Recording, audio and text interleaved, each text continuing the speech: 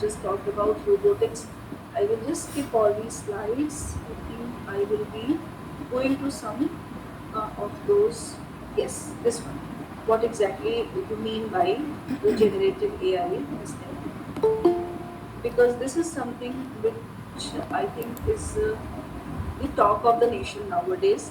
We all are either pro towards ChatGPT or we are not liking ChatGPT. But we all know that what exactly ChatGPT is. So ChatGPT is an example of generative AI. What exactly generative AI means? Generative AI is a way of dealing with artificial intelligence where we can generate things, we can create things, we can create text, we can create diagrams, we can create games, we can create question papers, you name it and it is going to give you the result. So one of the examples is ChatGPT, but ChatGPT is not the only example of generative AI. Now Google has got this the Gemini, this thing, and then there is this Google AI.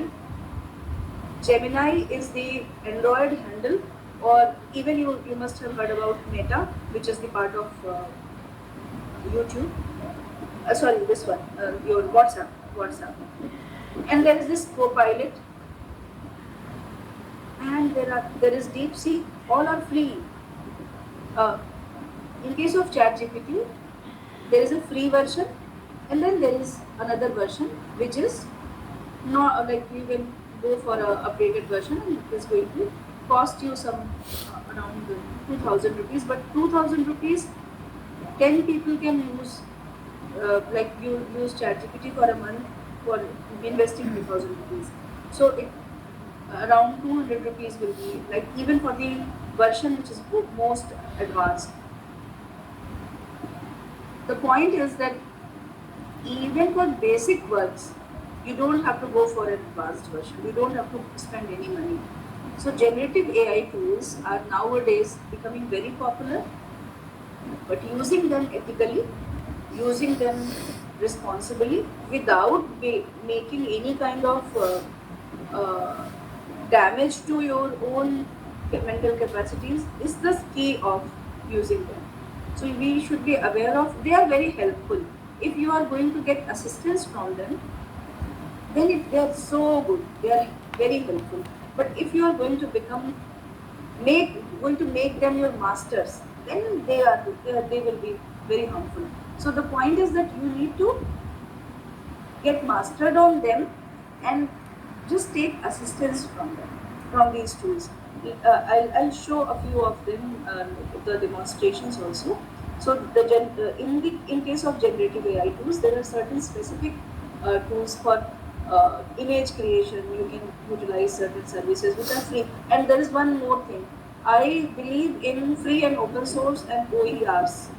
I never ever inform or proliferate. Like I'll inform you regarding some tool which is proprietary, then I'll let you know. Otherwise, whatever I will be showing or I will be teaching anywhere, that will be free and open source. FOSS, FOSS tools. I always try to use FOSS tools or OER tools because I'm a believer of OERs since my NCRT days. Because there is a section of society which believes that for educational stuff we cannot ask people to buy things and do, because there would be haves who can buy everything, but there can be not haves who would be finding it very difficult to get. And on that philosophy only the OERs started, when the people from Harvard University start thinking that we must give the stuff to the people of Africa who are very poor. Then this section of society who believes in open educational resources, they grew, and then this culture of free and open source software began, and I am the believer of it. So I always go with the free stuff, and I'll always ask you also to go with the free stuff, free tools. And if you are using any of those tools which are not free, then buy them and then use them. Don't go for a crooked version or a like in Delhi we have got so much. uh, of the approved versions, which are pirated versions, and if we use those things in our machines, we always are like in trouble later on.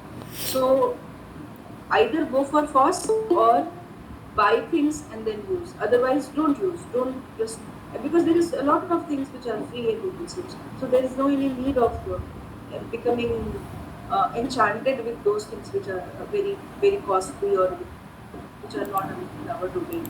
So in case of generative AI also, we have many tools which are free and open source. A few of them I'll let you know. I'll show how to use them. Then uh, a few things which are Indian initiatives. In India, we have got many initiatives happening.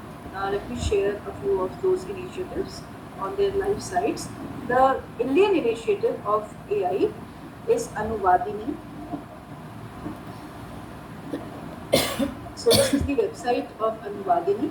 I request you all to take notes, and then you can search these particular places which I am mentioning. So this one is the Human Like AI Anuvadini, which is created by the Ministry of Education and AICTE, which is All India Council of Technical Education, is behind the development of this tool. And if you just can scroll down this particular tool, you will find a lot of services listed here. And once this system is going to be fully functional, then we will not be searching for anything anywhere. Every single service is going to be placed here only. But it is still in beta state, it is being worked on. Here they even have got this Bharat Tube, where if you click on this, you will find that they are going to ask for, if you want to suppose get a translated and dubbed version of a YouTube video. You just have to do what? You have to search for a good video which is less than 20 minutes from YouTube, copy the embed code or the URL, place it here, select the source language. The language in which that video is, you need to select from here. Then the next, the target language in which you want the video to be translated and that you need to place here, and then click on translate. And in this way, like after a few minutes, it will give you a translated video. It was working earlier, but right now it seems that they are doing some sort of experiment on this. So 2 days back when I was trying it, it was not giving me the right output. But whenever it is going to be fully functional, it will be path breaking. So this is something which is an initiative made by Government of India. Another thing which I wish to show you all is Anuvadika. Anuvadika. Anuvadika is created by Central Institute of Indian Languages, which is in Mysore. And here you can see that the homepage is providing you two sections. You can make translations, and you just have to put in, like you have to select the source language, all the languages which are selected, and it works for all the 22 Indian languages which are the Bharati Game schedule. So you need to select the source language in which the content is, and then you need to select the target language in which you want to make a translation, and then you just place it here, and this is going to give you the translation. Even you can create a transliteration, like you want to get a transliteration in English, like you want to write in like when suppose I'm writing something. My name is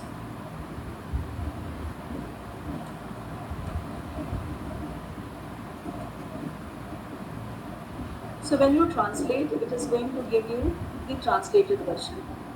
But if you make a transliteration, then it is going to give you. I'll click on transliterate. This here, transliterate.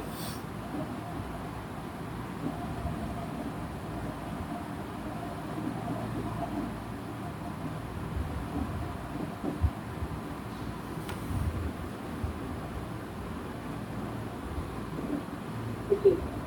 So Because I have selected English, it should give me my name is Iram Khan in Devanagari. It seems that it is taking time.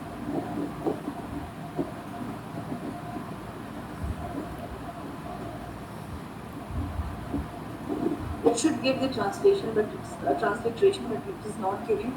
Although there are many tools for making transliterations. So this is one tool or another tool which is created with the assistance of AI by CIIN, which is Anuvadika, and there is one more tool which is created by India that is named as Bhashini.